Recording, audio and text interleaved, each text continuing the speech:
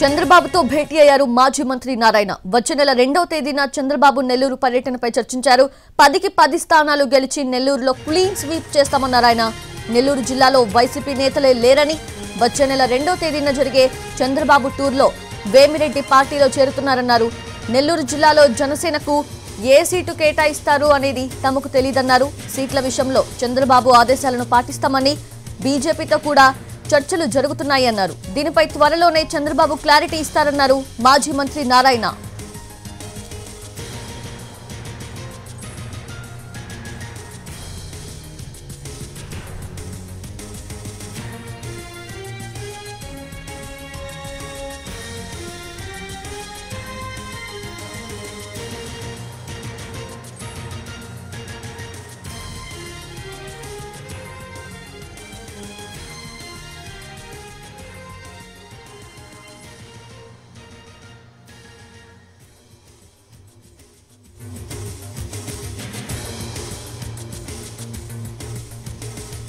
చంద్రబాబుతో భేటీ అయ్యారు మాజీ మంత్రి నారాయణ. వచ్చే నెల 2వ తేదీన చంద్రబాబు నెల్లూరు పర్యటనపై చర్చించారు.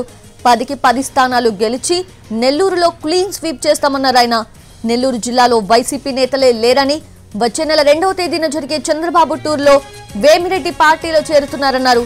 నెల్లూరు జిల్లాలో జనసేనకు ఏ సీటు కేటాయిస్తారోననేది తమకు తెలియదన్నారు.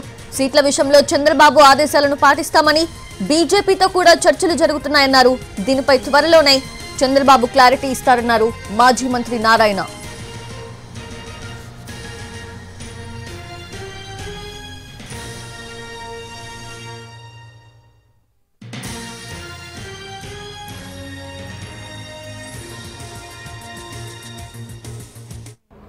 సో చాలా మంది చేరటం వల్ల 10 కాన్స్టిట్యూన్స్ నుంచి, ఒక 7 కాన్స్టిట్యూన్సీసే కాదు, ఎంపీ కాన్స్టిట్యూన్స్ నుంచే కాదు, 10 కాన్స్టిట్యూన్స్ నుంచి చేరటం వల్ల యాక్చువల్గా అక్కడ ప్రోగ్రాం అక్కడ పెడతాం రమ్మని అడగటం జరిగింది. దానికి పార్టీ అధినేత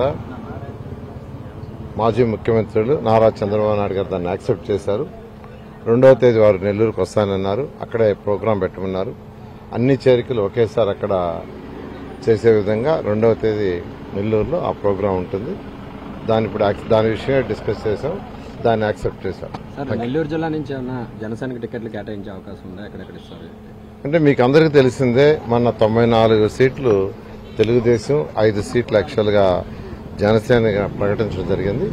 వాళ్ళకి సుమారుగా 24 సీట్లు ఇస్తామని ఒక ఇంటర్నల్ ఒప్పందం ఏర్పాటైంది. అయితే ఆ సీట్లు ఎక్కడ ఇస్తారు ఏందనేది ఇంకా ఇద్దరు నాయకులు, అటు తెలుగుదేశం పార్టీ అధినేత, అటు జనసేన పార్టీ అధినేత ఇద్దరు డిస్కస్ చేస్తున్నారు. త్వరలో వారు తీసుకునే